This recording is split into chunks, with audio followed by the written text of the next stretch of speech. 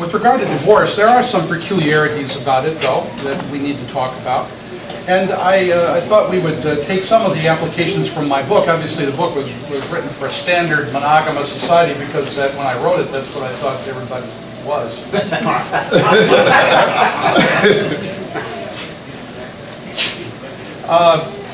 Keith also said, if you can show us about the issue of why God hates divorce. And that's a good question, because a lot of people start with Malachi, what we read in Malachi, what he says there. It says, you also do this. You cover the altar of the Lord with tears as you weep and groan, because he no longer pays attention to the offerings nor accepts it favorably from you. Yet you ask, why? The Lord is testifying against you on behalf of the wife you married when you were young, to whom you have become unfaithful, even though she is your companion and wife by law. No one who has even a small portion of the Spirit in him does this. What did our ancestor do when seeking a child from God? Be attentive then to your own spirit, for one should not be disloyal to the wife he took in his youth. I hate divorce, says the Lord God of Israel, and the one who is guilty of violence, says the Lord who rules over all. Pay attention to your conscience and do not be unfaithful. Pretty strong language, and seemingly pretty obvious what it's about. And yet, even in that text, there is difficulty knowing exactly what is being said. Specifically, that section right in the middle, which you all should probably appreciate when we finish going through that material, because it deals with the subject of polygyny. The Net Bible editor says that the Hebrew, the one who was seeking godly seed, is an oblique reference to Abraham, who sought to obtain God's blessing by circumventing God's own plan for him by taking Hagar as his wife. Really? Wait a minute. I got it twice there, but Genesis says, then I will make you a great nation. I read through that about how God is promising that he's going to use Abraham and bring him, to a place of prominence in the world. I don't say anything about Sarah in there. Next one, chapter 15. We move to the next part of the Abrahamic covenant. What do we find in there? It talks about, I will reward you with great abundance. You're going to have a son who comes from your own body who will be your heir. So will your descendants be. Doesn't say anything about Sarah. First time we get to the subject of Sarah is after chapter 16.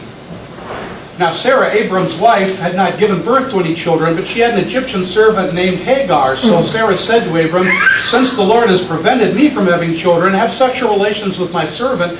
Perhaps I can have a family by her. And Abraham did what Sarah told him. Now, if I read the editor correctly, what he was saying was that Abraham knew before he took Hagar that God wanted him to work through Sarah to have a child. That's not what I just read. Sarah's name isn't even brought up until you get to this point with regard to that subject. And here, she wants Abram to take a sister wife and to help him with a problem that she has. Now we get to chapter 17. After that happens, and God says to Abraham, as for your wife, you must no longer call her Sarai. Sarah will be your name. I will bless her and give you a son through her. I will bless her, and she will become a mother of nations. A king of countries will come from her. The net result, in the Net Bible, the result of this kind of intermarriage was, of course, disastrous. Well, that's his anti-polygynous way of commenting on the subject. And now we begin to see maybe why he was, had it in for Hagar when God didn't. In fact, when we look at that subject, well, he says God hates intermarriage with people of the land. Where did the net editor come from on that? Well, he came from Deuteronomy 7:3. There's a passage there. You must not intermarry with the people of the land. Do not give your daughters or your sons to take their daughters for your sons, for they will turn your sons away from me to worship other gods. And so on he goes. He gets that settled out. But what happens in the case of Hagar? God comes to her and says, you are now pregnant, Hagar, and are about to give birth to a son, you will name him Ishmael, for the Lord has heard your painful groans. He will be a wild donkey of a man. He will be hostile to everyone, and everyone will be hostile to him, and he will live away from his brothers. But God gave that child to him, and he's going to make a nation out of that child. The problem with Malachi, the reference there is saying this: Abram didn't dump Sarah when she was childless and marry another woman. He took Hagar as his second wife. God's not condemning taking Hagar as a second wife or having a child by her. The problems that Hagar and Ishmael had later with Abraham, and why God allowed her to be put away, had to do with other issues, not the issue of being a plural wife, but the issue of the fact that Ishmael, first Hagar, had a hard time with Sarah. She was that jealousy thing again when Sarah didn't have any children and she got one, then she kind of looked down on Sarah, and of course Ishmael was making fun of Isaac when he was born. So those were the problems and why it led to them being sent away. What kind of divorce then is really being condemned in Malachi chapter 2? If we learn that it's, that polygyny is not a problem there, the second wife is not a problem, what's the problem with that passage? The problem is that they were divorcing their wives in order to marry women of the land. This is a problem they had all through that period of time. You can read it in Ezra and Nehemiah. You'll see it over and over again. The kind of problem that Jesus had with divorce is set out if we understand the passage in Deuteronomy, because that's what Jesus is dealing with. When Jesus said, it was said, whoever divorces his wife must give her a legal document. But I say to you, everyone who divorces his wife, except for immorality, something or other happens, causes her to commit adultery, is the way you will get the translation usually. And whoever marries a woman who herself divorces, they will say is divorced, commits adultery. So it looks like you're caught both ways. He doesn't like divorce at all. But that's not really what's going on there. What people will often say, he said that you can give them a writ of divorce. But the passage in Deuteronomy doesn't say that you have to give a writ of divorce. It just says if a man divorces his wife and he gives her a writ of divorce and she walks out and she leaves, then other things happen. She marries somebody else. After she marries the second person, she can't go back to the first person. You can't take her back again. They argued interminably as to what her offense was. Hillel, one of the leading scholars of the day, very popular because he was liberal, said it can be anything you want. It can be burning the soup. It can be because you find somebody that you think is prettier. And you ought to divorce your wife if you think this other woman looks better. Because it'll just lead to jealousy and there'll be a lot of problems within the family, so put her away. Ooh. If you went with burning the soup, that could happen the first week. Be out of it. But Jesus is not saying that. First of all, Jesus agreed with the idea that you should give her a writ of divorce if you're going to put her away. The Hebrew doesn't show that, but the Greek translation, the Septuagint, does. And if you think about it for a minute, there's nothing wrong with doing that. It's something that ought to happen. In Deuteronomy 24, what we have going on is this. A man divorces his wife because he finds something he doesn't like about her. What is it that he doesn't like? I'll solve your problem for Hillel and Shammai and the arguments that have been going on that point.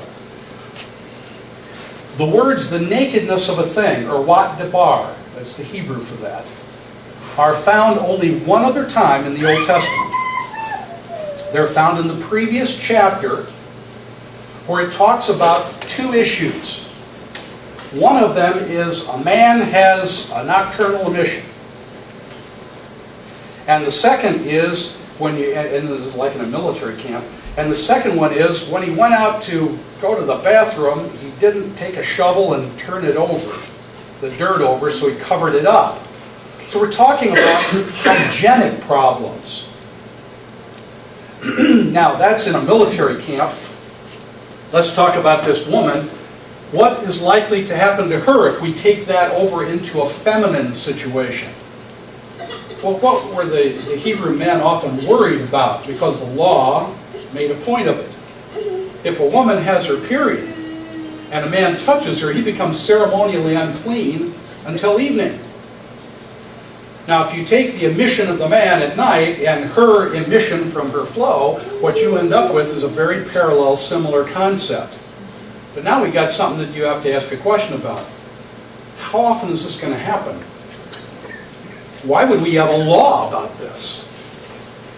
Well, the Hebrew people had this tendency. They like to talk about in terms of things from the lesser to the great. We talked about that, the merism, the tooth or the eye. You've got many teeth, but you've only got one eye, or two eyes. I only got one. and so that you've got that. Here you have something similar to that. If a man is willing to put away his wife for something as trivial as this, he would put away his wife for anything. So it takes such a trivial point, but the point is, Hillel is right. If you divorce your wife for any old stupid reason at all, then the rest of this passage applies to you. So Hillel was right about that. The other teacher of that time was Rabbi Shammai. Rabbi Shammai said it's got to be something similar to, close to adultery. He was conservative and he went the other direction. It has to be very close to adultery, but he didn't say adultery. Sometimes he's misrepresented that way. Why didn't he say adultery? Because he could read the law. What do you do to somebody who commits adultery? Kill them. You kill them. You don't need to divorce the dead. So both the rabbis, Hillel and Shammai, all of them agreed that it's not if the divorce is caused by fornication. And that's what Jesus said. I'm not talking about divorce that relates to fornication. And he quotes the passage at the beginning, part of Deuteronomy 24:1, so we know he's talking about that text. So Jesus is saying Deuteronomy 24:1 is not dealing with adultery, and I'm not dealing with adultery. And everybody agreed.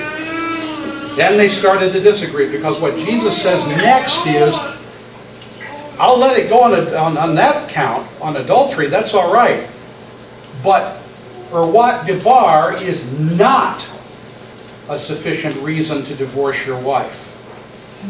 So he's disagreeing with all the rabbis on that point, because they all said, Erwat Debar is giving us some kind of a reason for a man to have a right to end his own marriage. And in effect, that's what the rabbis thought. They thought that marriage was the kind of agreement where a man could have a unilateral way out. If he ever decided he just wanted to get rid of this woman, good. Some were very conservative about what the reason would be, so am I. Others very liberal, like Hillel. But they all agreed that the man has a right to end his own marriage. And Jesus in Matthew 5 is saying, no. Then he goes on to say, Jesus goes on to say, if he does do that, something happens. And here's where all the translations let us down. And I really wrestled over this one, because I had people that wanted, my neck over this one.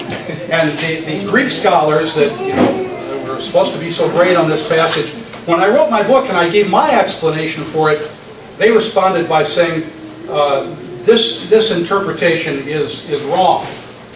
And there's a footnote in the Feinberg's book. And if you go to the back and you look up the footnote, you expect to find the argument, because it isn't in the text. And the footnote says, or so it seems to us. Okay. My argument came from a Greek scholar by the name of Lenski. Yeah. And what R.C.H. Lenski, a Lutheran Greek scholar, said was, there's something wrong here in the translations that all the Bibles have, because they make the woman to be the one who's at fault. Mm-hmm. But he says, forgive me for the Greek here, it's a passive infinitive. Now you may know enough about the language to know passive means against you, not done by you. So what's happening here is something happens against this woman, and it relates to the word adultery. He wasn't quite sure how to translate it at that point, and so he said it causes her to be stigmatized as an adulteress. Well, I like that idea, but I didn't think that really captured everything. And so what my translation is he causes her to be adulterized. Now, why don't we just say he commits adultery against her like he does in Luke and why he does in Matthew 19 and Mark 10? What happens whenever you take language and you give a figure of speech or you do something to the language, it's supposed to make you stop and think. A figure of speech is a distortion of language to get a point across, to make you think. That's what I believe is going on here. He uses an unusual way of speaking, a passive infinitive, to show that this action happens against her, and then unfortunately everybody translated actively, like it's her fault. Right. And that's just wrong. Now some people will say, forgive me again for the Greek, they'll say this is a deponent verb. I don't know what a deponent verb is in Greek, but a deponent verb is a verb that deposed. You know what deposing the king means? It means you put him away. A deponent verb means that its form over a period of time has lost its active sense. He committed adultery against her, or she committed the adultery, and a passive form is the only one that's left. So that's what happens. This is a deponent verb, except for one problem. As my father used to always say, there's one problem. It would be all right except for one thing. It's all wrong. It's not a deponent verb. There's a short list of verbs like that lost it, and this isn't one of them. And so we shouldn't translate it like it is. We've got to give it a passive meaning. As hard to translate as it may be, as funny as the word may look, and I had to coin the word to get it in there, it's still the concept of he has done something against her because he broke the covenant without having a proper grounds. Now the rabbis heard him say that, and they said, wait a minute. He is disagreeing with Moses. Because Moses in Deuteronomy 24 said, Wat debar is a grounds for divorcing your wife. So, move on through the life of Jesus. We'll come back to this in a second. Well, let's finish this text right here. The second part of it is, whoever marries a woman who is divorced, the text usually is translated as saying, commits adultery. So if you marry a divorced woman, you've committed adultery. But wait a minute, back in Deuteronomy 24, it allowed this woman to get married to somebody else. And in Exodus 21, we talked about earlier today, when a man mistreats his wife, she's allowed to go out for free, and there's no stipulation she can't marry somebody else. If this woman is being offended by what happens in the first part, should we really assume necessarily, well, how should we look at the second one? The second one, I translated in a different way. It's passive, and I translated it in the middle. It's called a middle voice, and there we go in too much Greek, and I didn't even like it. The middle voice is an intensive, herself. And that's the way I look at it. He who marries a woman who has herself divorced, she was the one who did it. Where are you on that? Right up here in 532b. Whoever marries a woman who has herself divorced commits adultery. Oh my goodness.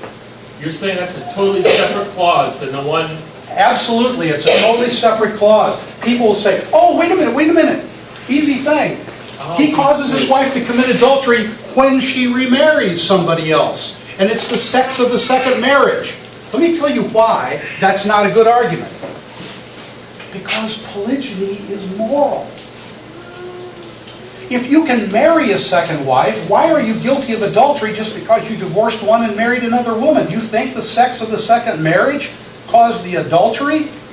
He could have married that woman and not divorced the other woman and not been guilty of adultery. So where did you think? And that's what got me in trouble with my book. People, he believes in polygyny. I believe what God told me, I'm sorry. But the point is that if he could have married that woman, he wouldn't have been guilty of adultery, so just the sex of the second marriage is not the issue. What is the issue? Malachi 2. The man divorces his wife just for the purpose of marrying somebody else. I know it doesn't say that here. He'll say that in Matthew 19, Mark 10, Luke 16. But here, it simply points out that this guy, first guy, he divorces his wife without the grounds, and he has adulterized his wife. I think it puts it that way because it wants to bring up Lenski's concept that he has done the wrong against her. He broke the covenant. But what happened when people heard that she got divorced? They assumed it was because she committed adultery. So she is stigmatized by it. The only way I know of to bring up both of those ideas, that he committed adultery against her by breaking the covenant, and yet makes her look like she's guilty of breaking the marriage, is by using that crazy passive infinitive. And so I translated adulterized her because I think it gathers up Lenski's concept plus the other concept of the fact that he did commit adultery. But they say, well, yeah, but he commits adultery when he remarries this other woman. Well, I went through the entire teachings of Jesus in every gospel, and you know what I found? Never in a dual saying is the first one dependent for the second one on its meaning. Never is the first saying dependent upon the second one to make sense. Why do we think it happens here? Because we got a problem translating it. It just doesn't seem right to say that this man divorced her and he didn't have any grounds, and yet she's guilty of adultery. The only way they could think to make sense of that was, well, she must have gotten married afterwards, and because she's still married in the eyes of God, then she's guilty of committing adultery in the second marriage. No, that's not how it works. The second one is a man marries a woman who has herself divorced. Now, the Jews did not divorce. The women didn't divorce very often, but they did sometimes. There was one Jewish woman who did this. Her name was Herodias. Remember the story of Herod and Herodias? What happened in that story? Well, Herod met his sister-in-law, Herodias. She was married to his half-brother, Herod Philip. And he decided that he was going to marry her, to have a relationship with her. But, he didn't want to just commit adultery with her. He figured the way to do it was to use the law to get her to break her relationship with her husband so that she could marry him. Going to use God's law to ditch her husband without grounds so that she could marry him. So he told her to do that, and she did. He was already married, but as happened, as we've seen in other instances, the man took a second wife. Remember Exodus 21, he shall not diminish what he gets to the first wife. But what if he decides, well, I'm going to lose the bride price anyway, and I don't want to give anything to that woman I don't like anymore. I like this other one better. I'm just going to divorce that woman. And then I can devote everything to this other woman over here. That's what Herod said. So he divorced his wife, the daughter of the king of Petra. Can't find her name. And he dumped her. Now, she happened to also, Herodias happened to be his brother's wife, so there was an incest issue involved with that as well, according to Leviticus 18. And so at that particular point, somebody did complain about that. His name was John the Baptist. And he lost his head over complaining about the incest. But who complained about the other sins? Well, John apparently did too. It says he complained about Herod's incest and his other sins in Luke. What were his other sins? These two right here. Herod divorced his own wife without cause, and therefore adulterized his wife, making her look like she was guilty of something that was worthy of divorce. And he married his sister, who he got to divorce her husband in order to marry him. Did you know that this section right here is dealing with thou shalt not steal? What stealing? Yeah, well, in the second case, it's a usual concept of it. Yeah, he stole his brother's wife. But the first part of it happens to relate to another section of the Deuteronomic law that relates to the 8th commandment, and that is that people are property, but you dare not treat them like chattel. Right. They are not objects. They are people, and they deserve to be treated differently. And that's where the Deuteronomy 24 passage finds itself in the text of Deuteronomy. It's in that section on thou shalt not steal, or to put it another way, the commandment thou shalt not steal says not only that you shouldn't take somebody else's property, but you also shouldn't misuse your own property. And in fact, all of that section in Deuteronomy comes at the subject from that approach to things. It doesn't come at it from your normal concept of thou shalt not steal. You'll find that back in Exodus. But in Deuteronomy, it focuses on the other side of the coin of how you protect and care for your own property and how you would misuse it if you did something else. And so that's the purpose of Deuteronomy 24. You want to know what's going on there? This guy finds something trivial about his wife and he wants to ditch her. Did he have somebody you like better? Doesn't matter. He shouldn't treat his wife that way. And if he cares so little about his wife that he will cast her away for that reason and not come to his senses until she actually is claimed by somebody else who cared about her and wanted to provide the things that he wouldn't give her at that point, he better never come back at any point after that man, whether he decides to dump her or dies, doesn't matter. Once she's married, he let it go that far. He dare not take her back again, because that's like passing her back and forth. And in that series of Deuteronomic texts, that subject comes up with passing back and forth, including don't let your children become prostitutes, which is allowing them to be passed back and forth between sexual partners.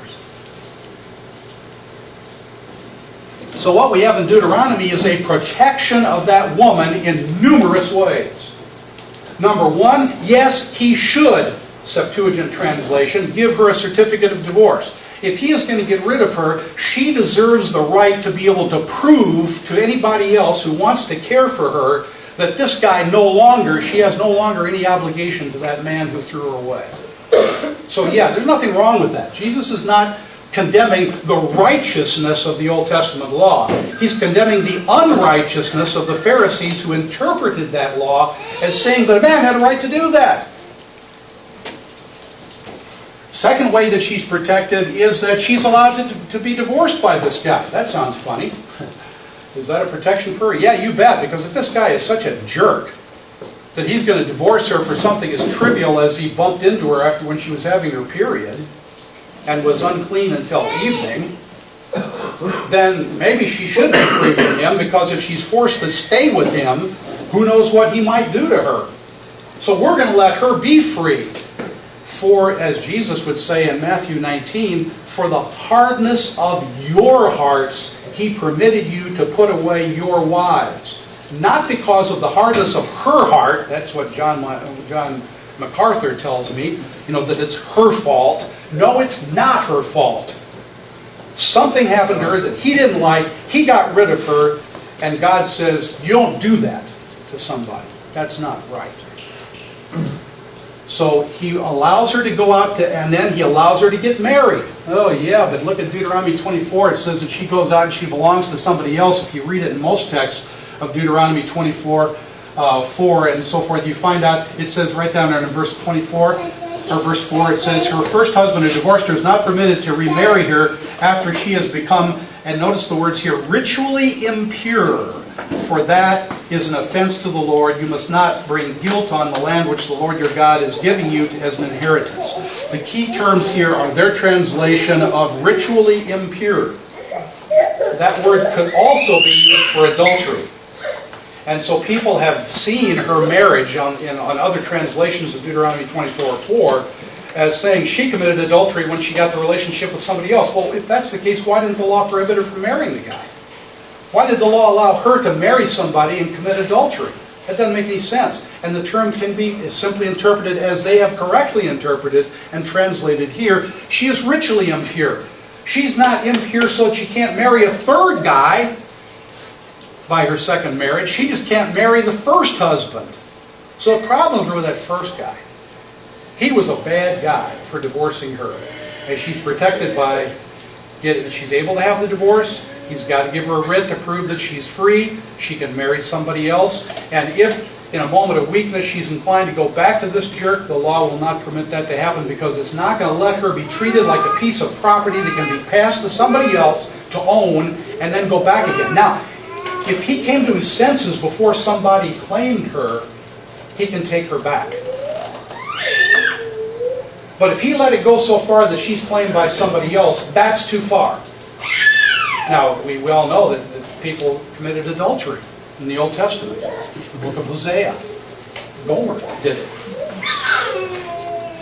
God uses it of himself. He says, you as Israel, you've gone out and you've committed adultery. Should I, Jeremiah 3:1, should I take you back again? He's saying, am I like the guy in Deuteronomy 24 who divorced his wife and is taking her back again? The answer to that is no, I'm not like that guy. You were the ones who committed adultery, and you belong to other people, but I can take you back, another reason, because you were the one who was at fault. You were guilty, not me. I didn't throw you away. I wanted you to stay, but you didn't. Yes? Saying bingo. Yeah, now we see it begins to fall into place, what we were talking to men about earlier in the day. So now he can't take her back because that would be treating her like a piece of chattel. Now, Jesus didn't explain that in totality here, but it comes up again in Matthew 19, Mark 10. When Jesus was approached again by the Pharisees, they were gunning for him. They thought they had him dead to rights. You'll hear people say, well, they were over in Perea, and Perea was owned by Herod, and so the Pharisees were trying to get him to say something that maybe get him beheaded like John the Baptist was. Well, you know where the Sermon on the Mount was preached? Where Herod controlled things. So that's not really the point. Jesus doesn't care about that old fox, as he says. He's not worried about that. But what they were trying to do is not get Jesus in trouble with Herod. They were trying to get Jesus in trouble with Moses. Because they thought he was saying, Moses won't let you get married get divorced without committing adultery. Right. They thought that because God permitted the man to divorce his wife, that Urwat Debar meant that they had a right to divorce their wife. They didn't understand that God was allowing that divorce to protect the woman, not to show that a man had a right to divorce her because of that. And so Jesus nails them right with it. And he says, because of your hard hearts, not because of her or what was wrong with her, but because of your hard hearts. And in that case, he talks about the issue of if a man divorces his wife and wants to marry somebody else. He gives that in the context of it. In Mark 10, it's there also. And it's also there in Luke 16. So all these passages really fit together and they hold together. Why don't we have let me say about the exception clause. What does fornication mean? Okay, he's kind of rambling here, I feel like. But what does fornication mean? When Jesus says there is another kind of divorce, not that Urwat Debar, that cheap thing, but there is a real grounds for divorcing somebody, and that is porneia. What did Jesus mean by porneia? Well, it's a Greek term which means it means fornication. It means harlotry. It's not a term that he thought up. It's a term that had a long history, including that Septuagint translation of the Old Testament. If you go to the Old Testament law, you will find verses. I think it's in Ezekiel. I didn't bring it, sorry. But there is a verse in which it talks about Israel going out and committing adultery, and it says they are committing fornication too. The words adultery and fornication are in the same verse referring to the same act. What's the difference? They're not the same word. We said before about a love in John 21 that the two words had to be interpreted differently. They can't just be perfect synonyms. Someone once said that if two words mean exactly the same thing, we got one we don't need. So what's the relationship of adultery to fornication? And why can Jesus use them somewhat interchangeably in this text? Well, let me explain. If a woman who is married went out and had a relationship with somebody else, she committed both fornication and adultery. Fornication deals with harlotry, and it generally relates to uncovenanted sex. where you have a relationship with somebody that you don't have a covenant with. That's fornication. We kind of translate that half correctly. You know, that if you commit fornication, it's unmarried sex. It's close. Adultery is married sex. Now that's the other side of it. Toward the man that she had as her lover, her act was an act of fornication. That same action broke her covenant with her husband, which was exclusivity, which we mentioned earlier, and that's adultery. So the very same act, which was fornication with regard to her lover, was adultery with regard to her husband. Because the same act has both words, it has both aspects to it, two sides of the coin, the terms could be used more or less interchangeably. And they are in the Old Testament law. So, solution to old mystery. You know, fornication means adultery. It means unfaithfulness. So if a woman commits an act of unfaithfulness, a man has a right to divorce her. Does he have a responsibility to divorce her? Kind of, sort of. I say that because what I mean by that is that what happened with God and Israel, he put up with it for a long time. But when it was obvious that his appeals to her, like Hosea's to Gomer, are not getting anywhere, then God, as Hosea did Gomer, he divorced her as a discipline, with a hope that it would bring her back again so that the marriage could be restored. But it may not work that way. So it's something that could be done, and at a point it probably should be done. After all, God did say originally that adultery was to be dealt with by death. Why did God allow it to be changed? That's something that bothered me for a while. Why would God do that? Anybody have any ideas? Here, well, I don't know if you're the only one who talks to. Why would God say in Leviticus 20, execute adulteresses, and yet when we get to Hosea, we find him saying, divorce her and then take her back again?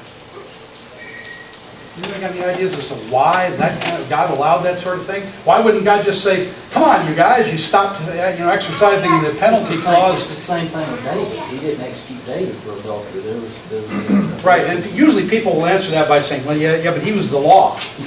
And since he was the law, he can't execute himself. He's the highest law. And so in a king system, he can't.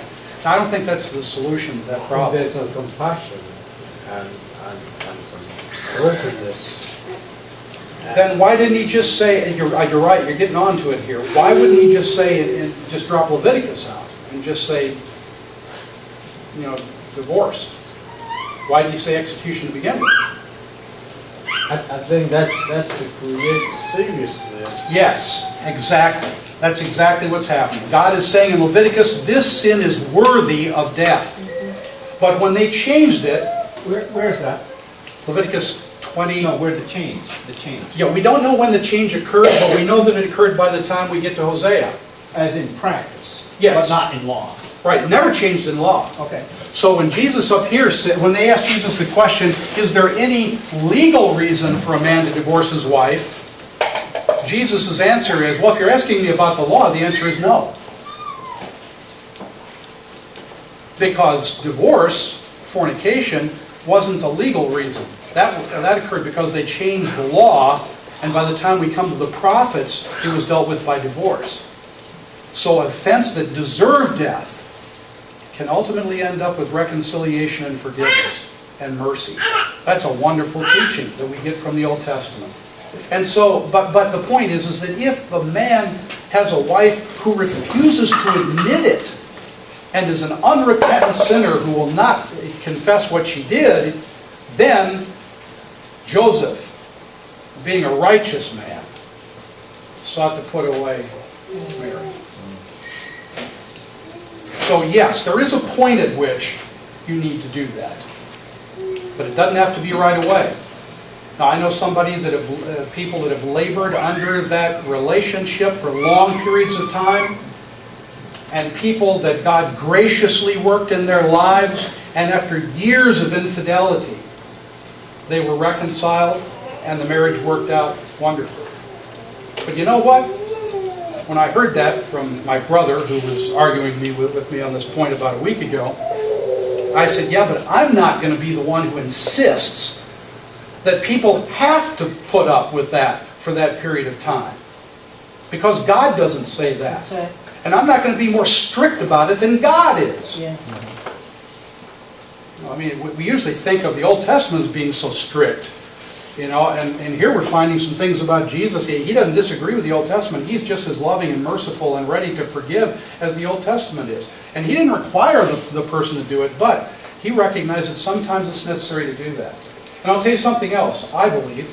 I believe that when something like that happens, and if let's say, if you put up with it a while, and then you divorce the person, and then you need to do what? To be reconciled? Well, I'd like to say, you know, the marriage is over, and now it's getting remarried again is an issue. Forgiveness of them has to occur. You have to forgive them for what happened back there. But getting married again, you got to decide whether that's really the wise thing to do, just like you did when you got married to that person to begin with. And you may realize that with certain proclivities that they have, probably maybe the wisest thing is not to get married to that person again. I don't know that there's a requirement to do that. Now, in the New Testament, in 1 Corinthians 7, it says, if the woman is divorced her husband, let her remain unmarried or else be reconciled. Now, that's interesting because, and people use that for saying that if you're a Christian, you get a divorce, you should never marry anybody else. You should wait for reconciliation to occur. Well, that's not what Paul's talking about. I'm sorry, but the word reconciled is the key there. The word reconciled, in a biblical sense, always refers to the guilty person.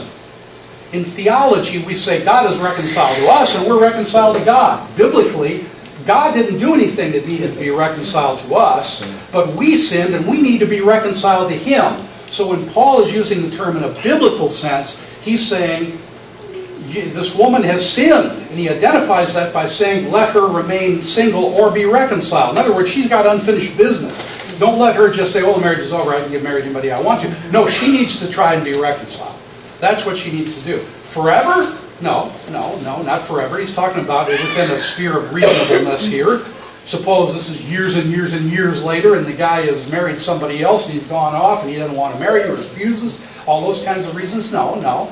But it's simply saying if you didn't have a right to divorce that person and they left and you divorced them, then don't think about just getting married to somebody else right away. You've got unfinished business. You need to take care of it and be reconciled. But I think it's wrong to say that is forever and always. And we often do that too. I'm just kind of rambling here and forgot my mouse. Again, one here we see in Matthew 19, they are no longer two but one flesh. Therefore what God has joined together, let no man separate. Let me talk for just a moment here about what makes a marriage.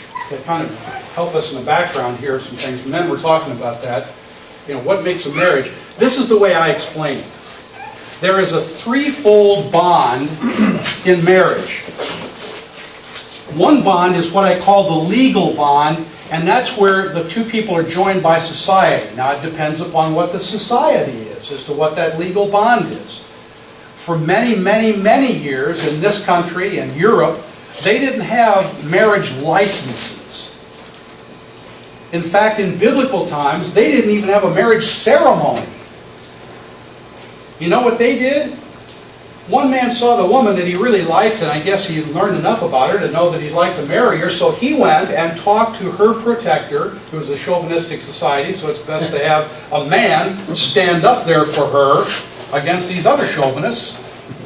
And so that man, her protector, usually her father, sometimes her mother's brother, made an agreement with him. Without her acceptance? No. As we said before, Abraham's servant says, what happens if she won't come back? Now what happens if the family or the father or the mother's brother doesn't want it to happen? But what if she refuses? So she apparently had veto power over this sort of thing, even in an biblically arranged society. Okay, so she agreed, and then her protector, the two men got together and they made an agreement. A bride price was set. Standard fee, as I understood it, was like 10 shekels, 10 months' wages. Now, if you think about it for a minute, and you're working all day long to live, How long would it take you to earn 10 months' wages? You can't just work 10 months without any money for yourself. So we're talking about no less than 10 months for the average person, and probably on closer to a couple of years to try and prove that you are financially responsible enough to marry this woman. And the money that they got, he was supposed to invest for her. Hence the daughters, Rachel and Leah say, you squandered our money. Okay, so there is a social bond. Now, sometimes it was written, we know from copies from the ancient world, sometimes it wasn't. Sometimes the most important vows, we talked about those earlier today, weren't even written. They were assumed. Everybody knew what they were. One of them was adultery. Often that wasn't even included because everybody knew that she was to be monogamous to him. So there was an agreement that was understood by these people. Now that is what I call the legal bond. Now that legal bond is significant because there may come a point like Exodus 21 where the man does not provide what he ought to this woman. He diminishes her food, clothing, and sex, so that her existence is threatened or seriously damaged from what the agreement was that those people had. At that point, the agreement between them on this social level, I call it legal here, but social may be a better way of looking at it, on that social level is such that the government can step in and force that man to divorce that woman in Exodus 21, 10 and 11. So the government, there's got to be somebody that's involved with this that can protect this woman if this guy screws up later on. We had our problem earlier this year with somebody, and that's a problem. And that is a problem in a polygynous society. Especially like ours, where you can't use terms like wife and marriage and things of that nature, because then that can get you in trouble with the government as to how they do things with the anti-bigamy laws. So, but what happens if you don't have those kinds of arrangements and understandings? Well, we talked about how law will protect you in some sense if you've got some kind of a contract. If you've got some kind of an agreement, then the law can step in and protect you because there was a covenant. You may not call it marriage, but they can protect her. And palimony is a way of getting at that same thing. You live there with her for a long time, it functions that way like marriage, and you are going to give her, some maintenance, for example. So the legal bond is, I think, important. The second bond is the moral bond of being joined before God. Now, we know the first one from, as I said, Exodus 21, Deuteronomy 24, where the writ of divorce is mentioned. We know that the law is involved with it. How about the bond before God? Well, God is the one who pays attention to this man providing for this woman, because he told the government to free this woman if she's mistreated, Exodus 21. But then it talks about some other matters, and what it's really saying by saying that God has joined them together is saying that God stands behind the covenant that they have made with each other. Now there's some covenants that he doesn't stand behind. For example, the interfaith marriages that we talked about before. He will not stand behind that. If it's a willful knowledge that that person has done what's against the will of God, then that is going to be an illicit covenant to God. So not all covenants are licit or acceptable to God. But the ones that are acceptable to him, he stands behind. And I won't go into it right now, but there are actually about 4 or 5 different interfaith marriage relationships. And only one of them is, as I just talked about, where you willfully sin against the Word of God that you knew. You married that person, you knew God didn't want you to, but you married that person and you knew they were not a believer. That's the kind that God says, I won't accept that marriage. And that's the kind that God says through Ezra and Nehemiah, it's got to break up. That's the implication of Paul in the New Testament. If you think the New Testament changes that, he says, be not unequally yoked together in 2 Corinthians 6. And at the end of the passage, where nobody goes to read the rest of it, it says, come out and be separate. At the end of it. So, same thing, the Old Testament taught. So there is a moral bond. God stands behind the covenant that they have made. Yes? That we talk about the marriages who aren't joined before our Heavenly Father, such as interfaith marriages or forbid homosexual marriages. divorce in those instances would be acceptable under any terms? They ought to occur. I take it in the interfaith case, at least, it's something that's an obligation. You know, you had Ezra and Nehemiah rending their clothes, pulling their hair out, and in fact they pulled the hair out of the other people, you know, who did it. So yeah, it's something that ought to happen. But you don't just need the adultery or fornication like... No, it doesn't, it's a completely separate issue. So when Christians marry unchristians, we should tell them, get out of that. If that one case, if they did it intentionally and against they knew it was against the will of God, in that case we tell them the only, you know, well, what is it? You sinned by doing it, so how do you get rid of a sin? You repent of it and you put it away. Well, that's what Ezra and Nehemiah said, you know, and I guess Paul agrees with it, come on and be separate. So for them, yes, but there are other situations. Let me give you an example. In the book of Ezekiel, in about chapter 17, there is a reference in there to Israel making a covenant with the king of a pagan nation. And it says they did it by oath. They swore by Yahweh that they would keep this covenant. And God says, that kind of an interfaith relationship I'm going to stand behind because you called on me to be the one to recognize it, and you have to keep that. So in those instances where there is an oath, it will. There's another place where that comes up too, where it's a little even more questionable, and that is where in the city of Gibeah, remember when the Jewish people went into the land of Israel, and they were told that they were to wipe out everybody in the area of Canaan and only make covenants with people who lived a long way away, but not with anybody close by. So what did the Gibeonites do? You know, Mama didn't raise no fool. They got old clothes on, got, you know, old bread, and went to them and said, we're from a long way away, you know, make a covenant with us. And they said, okay, we'll make a covenant with you. And so they did, and then later they found out they'd been fooled. But they made that oath before God, and so the text of Joshua says that they made an oath, and once again, because of the oath, they were required to keep it. Also involved with that was ignorance. They didn't know that the person that they were getting married to, so to speak, was not a valid partner. So I've always said, you know, that's another possible exception to that. Clearly, if there's an oath, so if it happens in a church, you know, and there's an oath, you know, then maybe it should be kept in the case of interfaith marriage. Yeah. I'm really tired, so I'm not going to remember the reference. You guys will probably remember. But how do you figure in the passage of if you're married to someone who, you know, as long as they'll stay with you, they're sanctified through your belief? Yeah. Do you see that as an interfaith? Yes, it's an interfaith marriage, but that's one of the other cases. Okay. That's the case of where there are what I called antecedent and consequential interfaith marriages. What's happening in 1 Corinthians 7, where that passage is found, is that an interfaith relationship existed not because that person married a non-believer, but because the two non-believers were married and one of them converted. Right. And that person wants to divorce that person because they became a Christian. I think that happened to Paul. This is my speculation, but I think that happened to Paul. Why? Because if you were a Pharisee, and you were a first-class Pharisee, you were accepted as a Pharisee, you had to be married. If you were not married, you were considered to be immature. They wouldn't have made you the Grand Inquisitor of Israel unless you had a wife.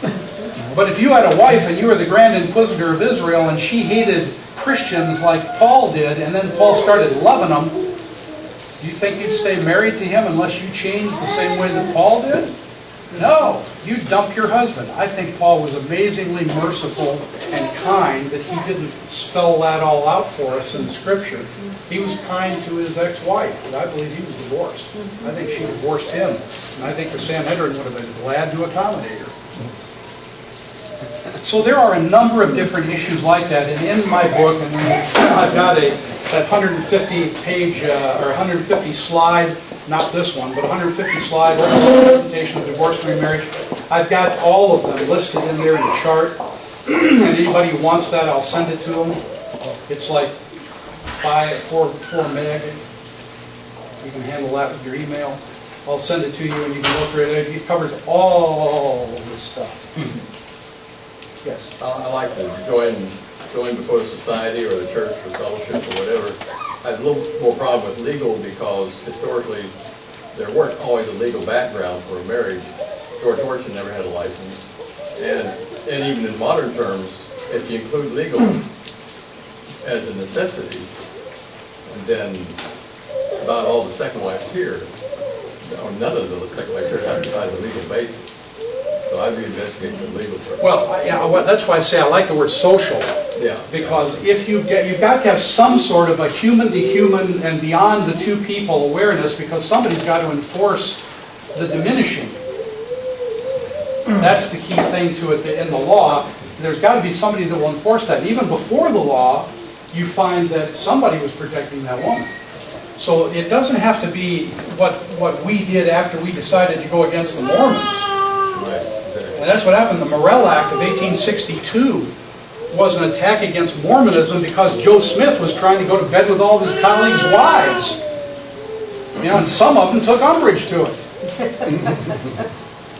That's why we came up with that law. And then, you know, the Edmunds Act and the Edmunds-Tucker Act that came after that in 1882-84. Yeah, then we nailed it down the way we've got it today. But before that time, and all the way back into English, history and Western, they didn't have it. They didn't have it. They didn't have it in biblical times. At least they had some kind of ceremony in Western culture before the cut. They didn't have that in Israel. But there was always an understanding between the groom and someone who stood in for the wife, and it was at least public enough that somebody could enforce it. That's all I'm requiring. In fact, I think I did this. I don't want to read all that, but I think I did that again. I'm using the Deuteronomy. I use a lot of scripture in here because, like I say, people don't look it up, and so I want to put it right in front of your face. I can send you this one too, for that matter. But something had to be judgeable. Something had to be where we're able to protect this woman. That's the problem we got into earlier in the year. Or last year we got into was that there was nobody who was really a witness of that I knew of, really, other than she and he. So it's he said, she said. And that's a bad deal. And it's going to be a bad deal for the woman. 9 times out of 10, or 99 times out of 100, something's got to happen to protect her. And that's what I mean by social. That's all I'm really saying. Okay? Yes? I guess on the one hand, to me, there are two sides. Yes, the woman needs to be protected, but then when the legal or the social takes place, you invite another party into the agreement, and that could be a problem because Jesus is saying, let no man put this asunder. Well, there we get there. Notice there's to me, the seriousness, especially, it should be to both the male and the female, but the seriousness of the divorce, at least thinking from a man, is I have put myself against God. There's no other sovereignty that's greater than for eternity, and so I have to, irrespective of what's happening in the social or the legal or the government, I have a duty 24/7 eternity to uphold that covenant with my mate, and it won't be me. Yeah. Right. I think the confusion is between legal and societal, which I think you're using legal as meaning legal according to the society that you're in. Right. Because the society was the one who judged. It wasn't, adultery or no. If there was a death penalty, a lot of times it's by stoning, which is the whole community. It's not one person that throws a big, huge rock. It's a big, huge community that each throws individual rocks. So the judgment and the sentence and the execution cannot be laid at the hand of one individual. It's the community as a whole that executes literally, that judgment upon that guilty party. So it goes along with the certificate. The certificate's put in the hand of the woman. The certificate is not the license for the man to divorce. The certificate is the protection for the woman that if she's accused, she can go, this is it. It's just like an insurance card for your automobile. The insurance is your proof that you are not guilty of something. And it's the same thing. In one sense, to me, that has been nullified. Jesus nullified that. Let me give you a suggestion here. They came to Jesus saying, is there any grounds, legal concept, in the law for a man to divorce, I think it's the word apoluo, to put away his wife? How did Jesus respond? He said, them that God has joined, let no man sunder. He didn't use the word charizomai for sundering it. He didn't use the word for divorce. There's a difference between sundering and divorcing, maybe. If a man has the grounds for divorcing, fornication, porneia, then the divorce doesn't sunder the marriage. Her action in the adultery sundered the marriage. Yes. Sundered the bond that God stands behind. If he didn't have that grounds, then the divorce sundered the marriage. It was not only a legal action, but it was a more immoral action, and that's what Jesus is identifying in Matthew 5 and here as well. So there are two different levels there. There's God's sanctioning of it, which relates to the issues of joined and sundered. That's the moral bond I talked about. And then there's the legal bond where the term apoluo and apostolion, whatever the name is, the term for writ of divorce comes in. That's a different thing, and you've got to understand how they relate to each other in the context to know what's going on. But Jesus is giving the unbelievable teaching here that if you don't have porneia, your apoluo is charizomai. It's a sundering. Right. And that didn't come to anybody's thought at first. Well, if you read the Old Testament law, you would have seen that. It talks about treachery, and it talks about those things in the same terms. Yes? You talk about when the husband will give the wife a bill of divorcement for just putting on plate something he didn't like, but that if the wife committed adultery, that was what was putting asunder, divorcing him. In the case of adultery... Not divorcing, but putting asunder. Right. Then a legal fiction continues to exist, as we say in law today. It's a legal fiction. They're still married, but the moral bond is broken by her adultery. Right. So he wouldn't technically have to fulfill his vows at that point because she already broke the relationship. But at that point, would he give her an actual paper bill of divorcement? Or would it be considered... Yeah, he would have. By that point in Israel, they would have done that. That would have been what the divorce was really his saying, that she's no longer married to him, and he's not married to her anymore, and that's what the writ would do. So it's the same point. Right, which is what Jesus was talking about when he said, you give her that certificate of divorce, you stigmatize her with being an adulteress, because according to what God has said, that's the only time you're allowed to do that is if she has done something that is... Yeah, that's what Jesus is going by the right way of doing and it, the saying thing, that would stigmatize her. Right, the thing to... This may not be a good example, but there's a thing in politics that says, you never answer the question that you're asked, you give the answer to the question that you wish you were asked. And which seems like a sneaky kind of thing to do, but that, if you look at what Jesus is doing, they ask him a question, and we read it in English, and it says, and Jesus answered them. Well, he didn't really answer their question, he answered them. He didn't answer their question, he gave them the answer that they should have asked him. He gave them the answer, the true, pure, holy Word of God, which is not what they were asking him. So he didn't really answer their question, he answered them. And he answered them on a holier and higher level of God's law. I actually put that in one of my writings on that. I asked the question, did Jesus answer their question? No. The answer is no, he did not. No, he answered the question that they should should have have been asked. asked. Yeah. He pulled apart the thick hardness of their heart Yeah. and pierced all the way down into the flesh. I didn't want to belabor the point. Sure, go ahead. I guess because the legal or the society could be used to resolve marriage when it does not have a basis.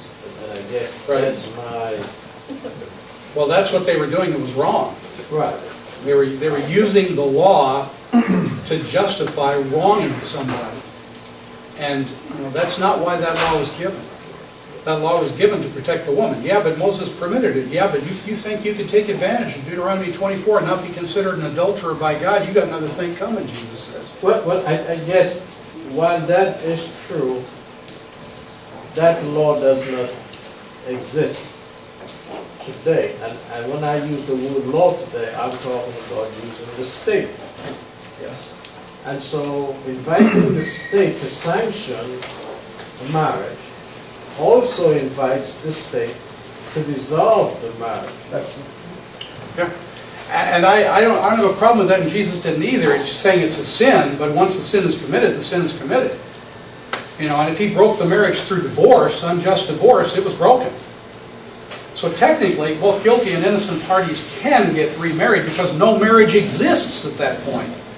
A marriage is a legal term. That's what we wrestle with, marriage, wife, husband, those terms.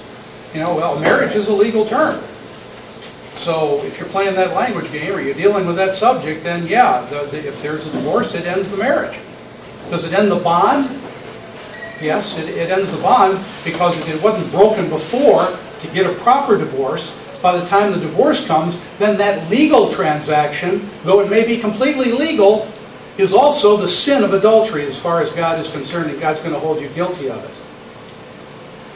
So nobody gets out of divorce, and nobody gets out of a marriage without some sin occurring. So you're saying a woman who without reason up and divorces her husband, that divorce, not just awaiting for not just if she enters into a future marriage, but that divorce itself is considered the adulterous sin action. Yes, and what Jesus said about that in Matthew 5:32b, a man who divorces a woman who has herself divorced commits adultery. If you thought he was only talking about the man, welcome to Mark 10. Because Mark 10 turns around and says, and if she divorces her husband, she commits adultery. Mark 10, okay. Mark 10, parallel to Matthew 19. You don't think there's an assumption that she's going to be married at some point? Oh, possibly so. Yeah, I think there's probably the assumption, Mark 10 is the same parallel to the same event that Jesus is doing in Matthew 19, and there you have the exception clause. So yeah, I think, and so to solve that problem, what's happening here, Jesus, as I said earlier today, Jesus is saying if a man divorces his wife and he doesn't have God's grounds, which is she broke the marriage, she sundered it through her adulterous behavior, then when he divorces her to marry somebody else and marries another, if he divorced her in order to marry somebody else, then he commits adultery. What, when he marries that woman? No, when he got the divorce. Otherwise, what kind of a sin does he commit if he doesn't get remarried? Is he off the hook? The text doesn't say anything about him being guilty of anything, but obviously he is. And he's identified as an adulterer. So the act of unjust divorce, regardless of remarriage, is adulterous if it doesn't have a basis. And that was just out of sight, out of mind to those Pharisees. And then to decide that Paul did allow people to get remarried, and if that's the case, then you got to believe in some kind of divorce, and if that's the case, then he was wrong. That's exactly what 2 years ago in the class with Charles Ryder, he told us, he said, I think I've been too strict on myself about this issue. And he actually admitted that to us. I think I've held myself to a standard that is not exactly the standard of what Scripture Yeah, and that's what Carl Laney told me in so many words too. He said, when I was young and zealous, thought I had all the answers. That's what I said. And now he says, I see myself handling these situations in a whole different way. Praise God for people who are willing to stand up and change. Because it's hard for a scholar like me, to say I was wrong about something. Thank God I haven't. No, but if somebody can show me I'm wrong on any of these points, I'm glad to accept it because I don't want to teach what's wrong. Like I've said to other people, teaching ethics from the Bible is not like teaching air conditioning. If I teach people something wrong about air conditioning, they're hot under the collar for a little while. If I teach them something wrong about this, I'm either excusing a sin that they're doing, or I'm telling them that they are wrong and sinning when they weren't. That's right. And boy, that's an awful thing to have Yes, hang over it you. is. It's enough to make a lot of people not want to teach Yeah. like this. Be not many masters. You know, I'm just stupid enough to do it, but you know, somebody's got to do it. Something to do, John. Yeah. And I'm enough of a Jewish casuist, I guess, or a Roman Catholic Jesuit, you know, to really enjoy this stuff. After a while, you hear all these weird new cases, and you say, okay, and it's clicking off in your mind, and I've got case 22 now in my book, you know, and I can figure out how to do that, and I can work it out. I'll tell you, there's so many bells and whistles, it probably could end up with 55 cases if you really try to get it down, but hopefully there's enough overlap in some of them, and enough expansion that you can cover the issues. But I'll tell you, it just sooner or later, there's always something like the Siamese twins that came up. You guys go on there. Yeah. Oh, yeah. Oh, yeah. If she divorces her husband, is your sister automatically divorced also? Yes. If you don't put that one in your case study book, Yeah, there's got to be a limit to what happens if a spaceman comes. Oh, no.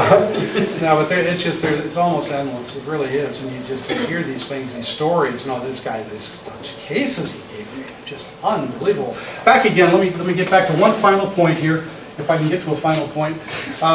When the vows are broken, the moral bond of marriage is sundered. The marriage exists as a legal fiction, but not as a covenant before God. God hates divorce because it's promise breaking, it's unfaithfulness.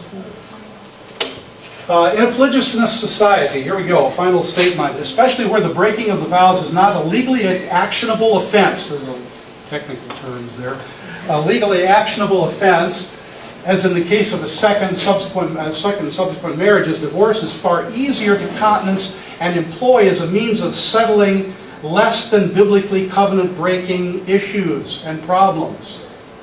Like friend this later last year, just, okay, it doesn't work out, I'm on the airplane and you're in Idaho.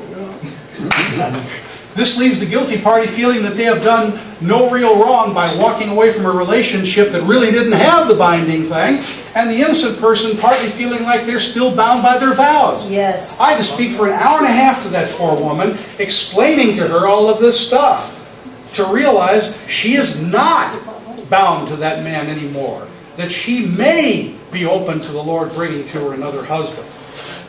And when people get that freedom and they realize they're not, it's such a wonderful thing. That's what that certificate of divorce gave to the woman in Exodus, in Deuteronomy 24.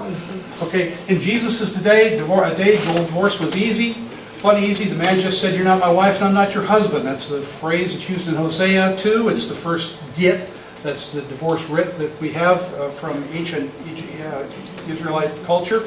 But according to the law, a man could give his wife a writing of divorcement, and they thought that if they did that, they were square with God, and they were not. They were not. So that's what we've got to be careful of. When you set a covenant with someone, God stands behind that covenant. So you better be careful about what you promise. Even if it messes up with society and we can't get all these things worked out about, within your group, etc. It doesn't matter. God is there. He knows what's going to happen, and someday you're going to have to give an accountability for what you've done before Him. That is right. And I'd rather worry about the law than I would about Him.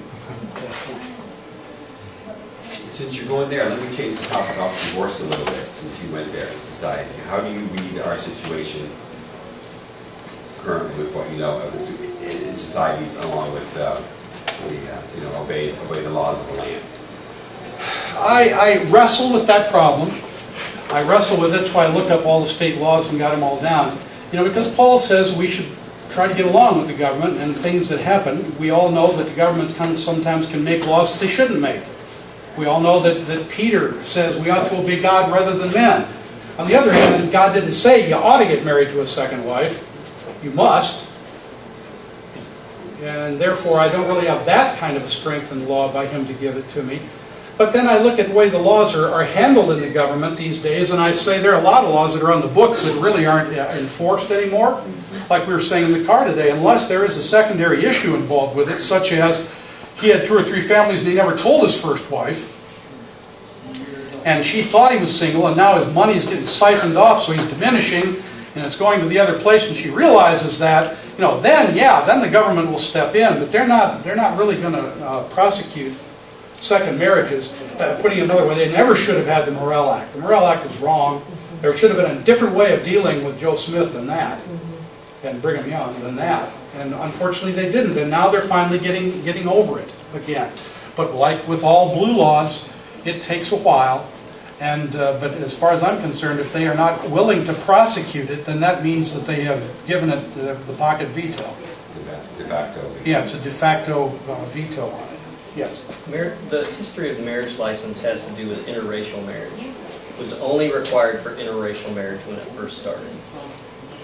Do you know when that was? Because the first one I could find was in the Morrill Act itself. It states it. And that was 1862. Right. So it may have been earlier than that for the others. Right. It had to do with racial marriage because they said, and it goes. Right. It goes. The definition of human being in law is monster.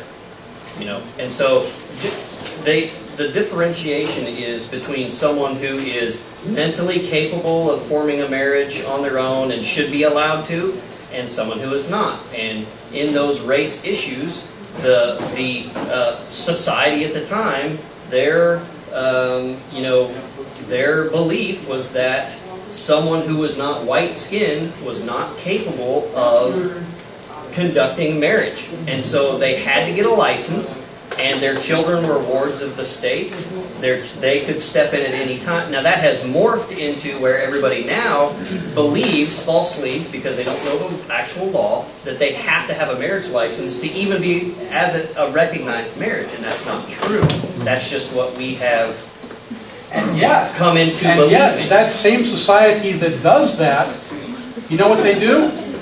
They had the white men had their black mistresses. Yeah. Right. And all during that same time. Oh, yeah. It's if you married them that was the problem. Yeah. It's just like slavery. The Constitution does not outlaw slavery, it outlaws involuntary slavery. And so really, in essence, with common law marriage, the whole purpose, and you were saying not chattel, but property. A slave, legally, a slave is not a person. So if Deanne were to say, I recognize that I'm property of my husband, I voluntarily give myself permanently, just like, in Exodus, he's going to take me to the doorpost, boom, right through the ear, I am his property. That is it forever. That is a voluntary issuance of her property, of herself, her land, to a master. She is not a person. And in legal terms, in our government, civil, criminal, whatever, she cannot be questioned or tried or any of those things because she's under the covering of what would be considered her master. As a slave, she's not a person. She doesn't have rights, so she cannot be approached that way. So as far as marriage licensing, the government cannot infringe upon your right to contract. So as long as you have your contract written up and entered into public record, there's nothing that they can do about it because it's not a license. And the laws against bigamy are against the actual licensing of it, not against the actual contract between two persons. And that sounds really harsh, but he's a good master. I have to say, these things are too high for me. Yeah, I'm not, that's not my kind of law, it's patent law. Don't you point me, don't you point me. He's the one who wants to be a judge, we're going to go to him. Well, on the forum, as we approach that, we recognize that the basis of marriage license includes racism. But on the forum, because that's a lot of people get into slavery and racism and so on, and they go to a strict biblical definition in the Old Testament. A lot of people that are visiting the forum aren't going to do that, and so a lot of times when you talk about slavery and racism and all that, we'll shut it down in discussion because we don't support slavery, we don't support underage marriages, and even though you find things in Scripture about that, which it almost permits it, or you can consider it, we shut it down because we wanted to appeal to the main society, because we're not racist and we don't support underage marriages, right? Or celestial marriage. Yeah, stuff like that. Right. So So I just wanted to reiterate that. You weren't saying any of that, I just wanted to say that And something. we, as our family, do not believe in Right. Other races. We are all one race. Right, exactly. Right. Yeah, I'm just saying that marriage licenses, that's where they came from. So when it comes down to obeying the law of the land, there is no law that says that you have to have a state certificate in order to be married. In some places now, for instance, even in my state and other states, we've created a contradictory law system in some places. And one of the things, for instance, even that up there, that legal scholar traces this fact, we have actually given consent to cohabitating couples, and therefore we also have on the books laws against fornication. So we've set up a class to protect cohabitating couples with the law, but then also created a law to prosecute them, which has created a contradictory law system that we're caught in a law of non-contradiction. You can't have the same legal system prosecuting that which the legal system gives consent to do and a protection for. So, some of this is just time having to work itself out now. It's going to take a And while. some of it, case law, is overturning legislative law. So that's what's developing in the process of this. The Morel Act deals with people of the same race, and it talks about a license. So, and that was reaffirmed by the Supreme Court. So, but it also, if I remember correctly, the Morel Act really is saying that within a territory, state or other kind of territory, the state has a right to make those laws. So that's why it becomes a state issue. But the government said they have a right to do that. The Supreme Court agreed with it. Right. But you also have to understand what their definition of United States and state is. I'm from the South, you know.